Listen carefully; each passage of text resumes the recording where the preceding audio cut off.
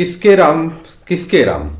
आज वर्तमान समय में श्री राम जन्मभूमि पर जो प्राण प्रतिष्ठा की प्रक्रिया चल रही है, उसके साथ ही एक नई धारा अपने आप चल रही है और उस नई धारा को या तो चलाया जा रहा है या अपने आप चल रही है कि किसके राम किसके राम।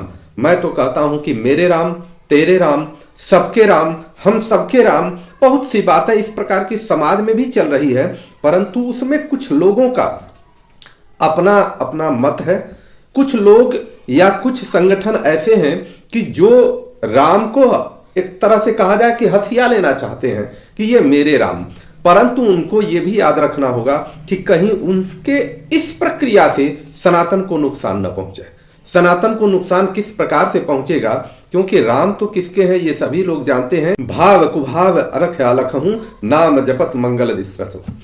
मित्रों, भाव से कुभाव से जिस प्रकार से राम जी का नाम का जाप किया जाए वो सबके राम है, और जो लोग भी जाप कर रहे हैं उनके राम है। हमें ये समझना होगा कि राम तो सबके हैं, चाहे भाजपा हो, कांग्रेस हो, सपा हो, बसपा हो। अर्थात जितने ऐसे लोग हैं कि जो सनातन को मानने वाले हैं या सनातन को नहीं भी मानने वाले हैं, उनके भी राम हैं।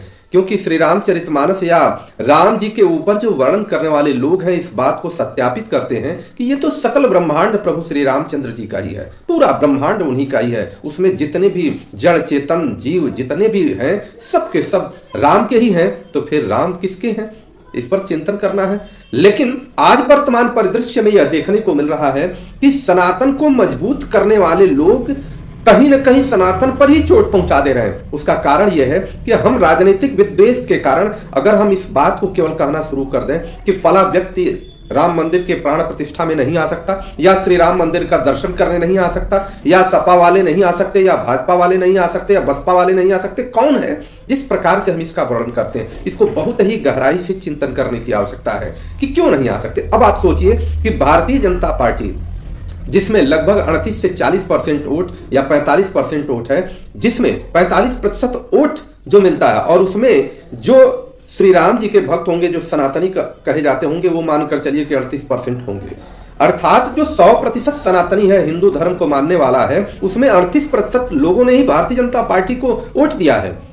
और जितने हैं वो या तो बटे हुए हैं, या वोट नहीं दिए हैं, या उन्होंने कांग्रेस को दिया है, सपा को दिया है, बसपा को दिया है, तरह तरह से अलग अलग लोगों को दिया है। परंतु वोट देने से ये प्रमाणित नहीं हो जाता कि ये राम के भक्त हैं, या वोट न देने से ये प्रमाणित नहीं हो जाता कि ये राम के भक्त नहीं है। और अगर हम इसी से प्रमाणित कर देंगे कि ये राम के भक्त हैं जिन्होंने इनको वोट दिया है, इसी से हम प्रमाणित कर दें कि ये राम के भक्त हैं, तो क्या हम सनातन से द्रोह नहीं कर रहे हैं? निश्चित द्रोह कर रहे हैं। उसका कारण यह है कि सनातन से द्रोह करने का बहुत बारीकी से समझने की आवश्यकता है कि जितने ऐसे हिंदू धर्म को मानने वाले लोग हैं जो भारतीय जनता पार्टी को वोट नहीं दिए हैं, दूसरे में है, लेकिन वह हिंदू धर्म को मानने वाले हैं, राम की पूजा करने वाले हैं, कृष्ण की पूजा करने वाले हैं, और देवी देवताओं की पूजा करने वाले हैं, परंतु हम वैमनस्य भाव से उनका प्रतिकार करेंगे और उनको हम बार बार धक्का देंगे, तो फिर हमारे लिए बड़े दुर्भाग्य की बात होगी। क्योंकि राम की निगाह तो हर जगह है। प्रभु श्री राम तो हर जगह व्याप्त है, हर व्यापक सर्वत्र समाना, प्रेम ते प्रकट हूं मैं जाना।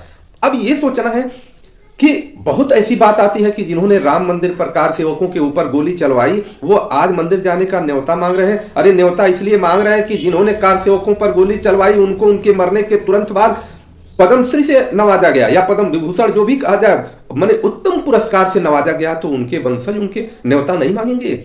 क्या समाज और संस्कृति के साथ हम छल नहीं कर रहे हैं? सनातन धर्म को मानने वाले, हिंदू धर्म को मानने वाले को इस बात को याद रखना पड़ेगा कि हमें हिंदू धर्म के लोगों को जोड़ना पड़ेगा, सनातन धर्म के लोगों को जोड़ना पड़ेगा। क्योंकि मात्र एक ऐसा यही है कि जिसको सबको समाहित करने की बात करता है, पूरे ब्रह्मांड के प्रत्येक जीव जंतुओं को समाहित करने के, एक साथ एकजुट करने की बात करता है। परंतु हम अगर थोड़ी सी अपने लाभ के लिए युगों युगों तक इस संस्कृति को नष्ट करने की कड़ी का कहीं हिस्सा न बन जाए, ये समझना होगा। इसलिए हमें इस बात को वर्तमान समय में श्री राम मंदिर की जो प्राण प्रतिष्ठा, प्रभु श्री राम जी के विग्रह की प्राण प्रतिष्ठा हो रही है, उसमें सबको न्योता देना होगा। और उसमें जो लोग इस बात को कह रहे हैं कि वो आ सकते हैं, वो नहीं आ सकते हैं, उन लोगों के ऊपर लगाम भी लगानी होगी। कारण यह है कि प्रभु श्री राम के चरित्र को जो पढ़े नहीं है, श्री रामचरितमानस जिन्होंने एक लाइन नहीं पढ़ा, श्री रामचरितमानस पढ़ने के बाद इनके जो चरित्र का चिंतन किया जाए, तो चरित्र चिंतन से यही होता है कि हमें सबको मानना होगा, सबको ले आना होगा, और सनातन तभी मजबूत मजबूत होगा जब सारी एकजुट होंगे, एक साथ होंगे।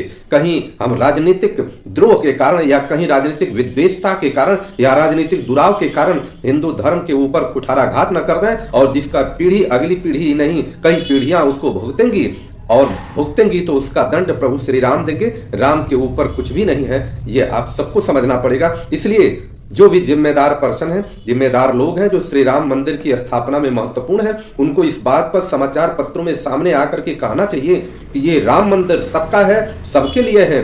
क्योंकि जो भी है, जिस तरह से है, प्रभु श्री राम सबके हैं, सकल ब्रह्मांड प्रभु श्री राम का है। इसको